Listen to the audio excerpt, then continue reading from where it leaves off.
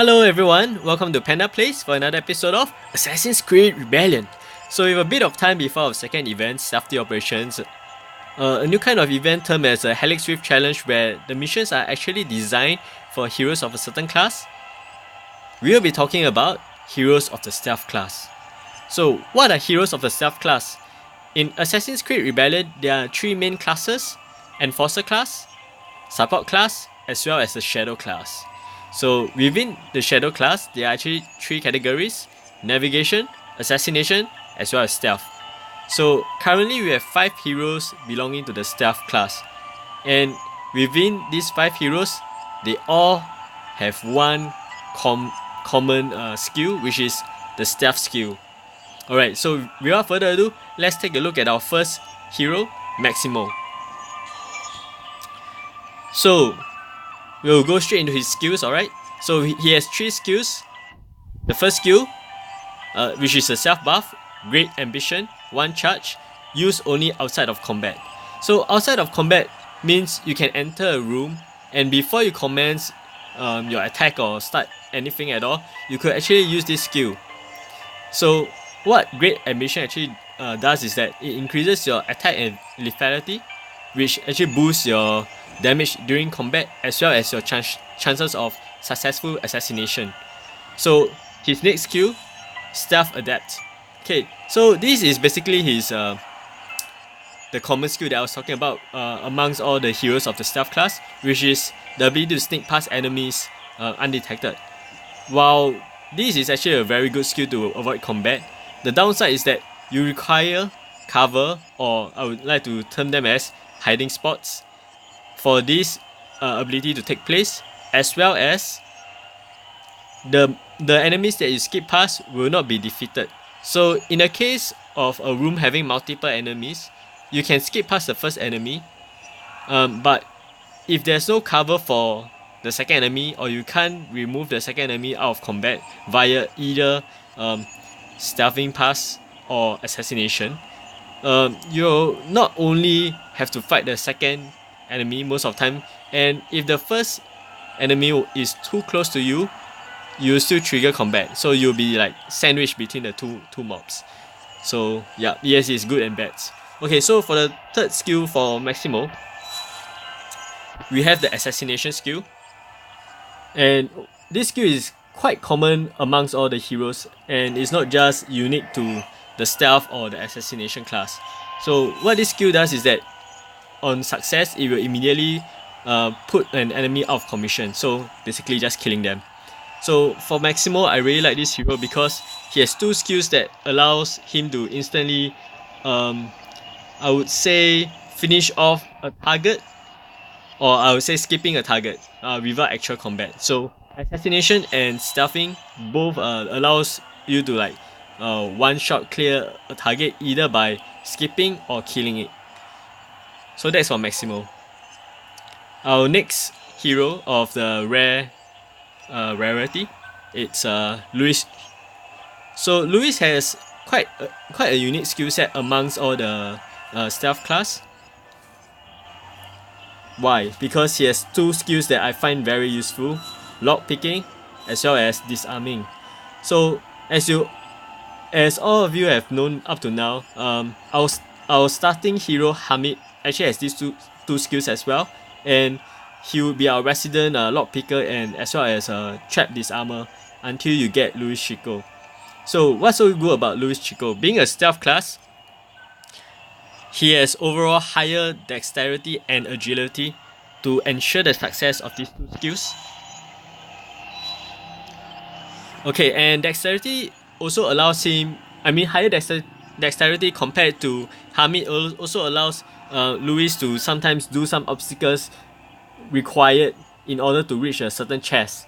So that's why I will prefer Luis before Hamid, although it is 1 rarity up.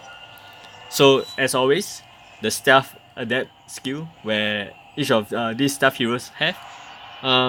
Luis' unique skill is this active skill, Brigand's Blade, 10 ticks recharge time. So what this does is it will stun the target for 2 ticks, as well as increase his crit chance for the next 6 ticks. Very good, but normally you wouldn't use Louis for direct confrontation. You just use him for his utility, which are lock picking and disarming, as well as stuffing past mobs. So it's good. It's good to have this skill there because you want to actually reduce as much damage taken by him as possible, and if possible, just skip combat altogether. So for his passive skill, he has this dodge is increased by 14% when fighting multiple enemies. This is useful. Remember just now I said that if you stealth past the first mob, but you can't skip or you fail to skip the second mob and get sandwiched in between, this skill actually will kick in straight, and somehow you'll actually help his survivability rate when being sandwiched by mobs. Alright, quite useful. So moving on to our third stealth hero, Rosa. So Rosa, very high disarm, very high stealth. So you can already guess what skill she would have. As always, the stealth skill. But this is a higher rank. This is of rank 4 Stealth Master. Okay. Her other active skills are Creeping Poison, Quick Strike, Smoke Bomb, as well as she has Disarm Master as well. So let's talk about Creeping Poison first. So Creeping Poison is a combat skill with a 2 ticks recharge time, dealing instant damage as well as damage over time. So you can actually stack this up to 3 stacks. The good thing about Creeping Poison is that you can actually stack it up pretty quickly because its recharge time is only 2 ticks. So for enemies with big health pool, you could actually stack this up pretty quickly and then just watch them rot away. So her next skill, an instant skill, also with a 2 ticks cooldown, Quick Strike. Honestly, this is just a filler, I feel, most of the time, because it actually does very little damage, but it's still free damage nonetheless. So 20% damage as a combat instant and with a 2 ticks recharge time. Very good. You can just weave in between your basic attacks as well as Creeping Poison. Next, Disarm Master, rank 4. Not say rank 4, but disarming at level 4. So Disarm Master is 1 up from Louis, because Louis I believe has only level 2 for Disarm and Shadow. Yep, level 2 for Disarm and Shadow.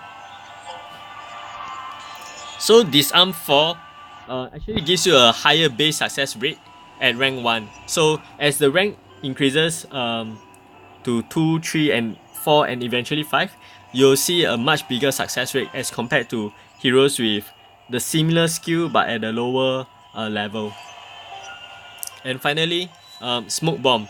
So Smoke Bomb is quite a unique ability that not many heroes in the game actually have, although they're all assassins. You expect them to all have smoke bombs, right? But okay, so Smoke Bomb, it's a skill that during combat you can just use it, and then it will just make you sort of like a escape combat and go back to your last safe room. So at level 1, this will just instantly return this hero to the last safe location. However, there is only 1 charge, and you only can skip 1 time. So once you use that 1 time, you can't skip anymore.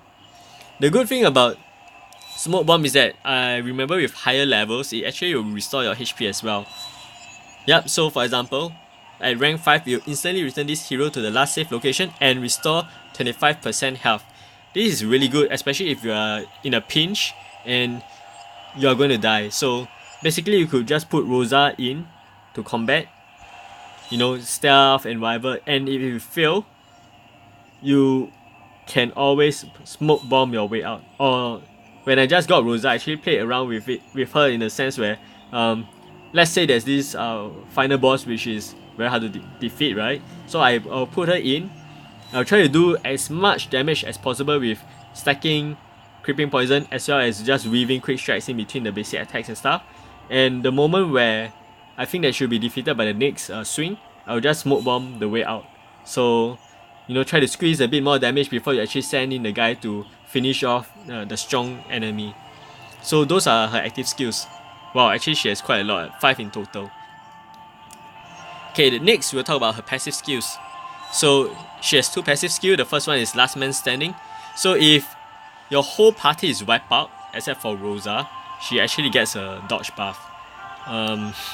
Honestly, I don't really think that this is fantastic or good in any sense, because you're going to just 1-star that mission anyway. So I just feel that it's good to have this, but it's quite, mediocre.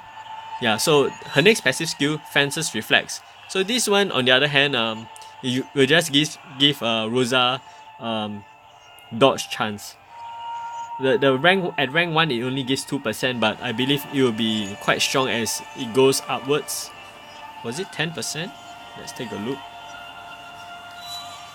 Oh, not this one, this one. Okay, so at rank 5, she actually gets a 7% dodge straight off the bat, and upon dodging she gets a attack buff. Wow. Alright, that's the attack buff comes in only at rank 5. The rest of the ranks are just pure dodge. So just now we saw that from Last Man Standing, at rank 5 dodge is increased by 25% when Rosa is the last hero of the party, and every dodge restores 5% HP to her. I can see that these 2 skills will actually give her a lot of dodge if you're already in a very tight spot, and chances are she might actually survive it if she can dodge all the way through. Maybe you want to build her as a dodge build then, because at the end of the day, stealth classes, from my own experience, are not as ideal for direct combat or confrontation, but they're more of like utility slash sneaking past mobs kind of class. So having these 2 skills, Fencer's Reflex and Last Man Standing, is actually quite good for Rosa as a stealth class. So her last skill is actually HQ or Headquarters perk, which is a Fast Forager. So it allows all heroes in the same supply room to gather supplies in a fixed duration lesser. So at rank 1 it's 15 minutes lesser if she's placed in the supply room. So for like example, higher level of supply rooms where you can actually put multiple heroes in at the same time, this actually works for all of them. Okay, but I'm just curious to see what the rank 3 of Fast Forager actually give. So it's 25 minutes. So unlike certain HQ perks that actually gives you a percentage reduction of time, this gives a flat duration reduction. So I feel like the advice for using this kind of HQ perk where it gives a certain fixed duration reduction, fixed amount of time that's reduced, like 25 minutes, you want to run the shortest mission possible. Let's say you have 2 hours, 4 hours, and 8 hours. So I would advise to run the 2 hours kind of missions with this kind of duration reduction skill, because out of the 2 hours you get 25 minutes lesser. Out of 4 hours you still get 25 minutes lesser. So it does, and 8 hours you still get 25 minutes lesser. So if you do some, or actually you're just using common sense, this 25 minutes doesn't scale according to the amount of mission duration you have for your supply room. Yeah. Okay, so now that we're done with Rosa, let's move on to the other hero of epic rarity, Flora. So Flora, okay, we'll start off with on active skills first. We have Crippling Strike. This is, I think, her main attack. Okay, tank ticks recharge time. Okay, so what this does is it does some bit of damage, but the main thing is the bleed damage that follows after. But it also reduces the enemy attack speed by 25% over 6 ticks. So with a tank ticks recharge time, this skill effectively has 4 ticks of debuff downtime, which you won't have the debuff on your enemy. But overall, it's still quite good in the sense where most rooms or most combat where you won't last that long, you can just open up with this first straight off the bat, and then while the enemy takes a bit of damage and a bigger load of damage with the time 10%, 100% over 6 ticks, you will be able to get more strikes in as compared to the enemy, because his attack speed will be reduced as well. So very good active skill for her. So moving along, her other combat skill, which is a instant skill as well, blinding strike for 10% damage and inflict stun for 10 ticks cooldown. Okay, same. Both these active skill has a very long cooldown, but the good thing is that both of these skills actually help to reduce incoming damage. So she has very good, I wouldn't call it damage mitigation, but she has very good chance of reducing a lot of damage that will be coming towards her. Okay, same thing, she has a staff expert, and her utility skill is eager vision, where it allows you to choose a room and just review the whole room. Very nice. Helps you to plan forward and strategize how you are going to clear the whole mission. So for passive skill, we have dexterity permanently increased by 7% at rank 1. So dexterity is a very important stats for the heroes of stealth class, because as you can see here, their stealth ability actually relies on dexterity a lot. So the higher dexterity, the higher chance you'll be able to skip enemies. Alright, and her last skill is a HQ perk. Generate coins 10% faster in the treasury. So combine it with other heroes where they have certain skills to buff the treasury coin generation rate. This will be very good, and it will help you get more coins throughput. So yeah, overall not bad at all. And lastly, we have Shao Jun, our only legendary stealth class. Okay, so she has a lot of skills. Okay, so she has 5 active skills as well, 2 passive and 1 HQ perk. Let's look at her active skills first. So first of all, we have this single charge hidden foot blade. So this is a very unique assassination skill. Why? You can use this right in front of the enemy. So instantly assassinate an enemy using the hidden foot blade. Lethality increased by 45% for this action. Can be used from the front. So this is a very unique assassination skill where you don't require to hide in the shadows and lure your enemy over, or sneak past right until the back of an enemy who has their rear facing you from the start. This one you can just go straight off in the front and say you die, and then just use this on them. So although it's very strong, it has only 1 charge. Okay, her second skill, Stealth Master. This is like a level 4 kind of for the stealth ability. Very high base chance of 35%. Alright, next we have Assassination Expert. So overall now you as you can see here, she already has 5 skills, or we say 5 charges of assassination. 1 being a one that you can do from the front, and 4 which is the regular kind of assassination. Okay, 4th active skill is a smoke bomb, very similar to Rosa's one. So yep, or I would say it's actually exactly the same. And her last active skill is actually, you can't see it now, but you're able to unlock it when you reach rank 5 for Shao Jun. Let's look at it from the details page.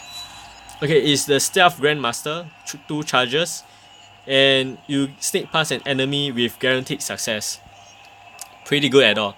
So altogether, actually Shao Jun is like the ultimate form for Maximo, where she has a total of 5 assassination abilities, 1 plus 4, and as well as 6 charges of stealthing, 4 plus 2.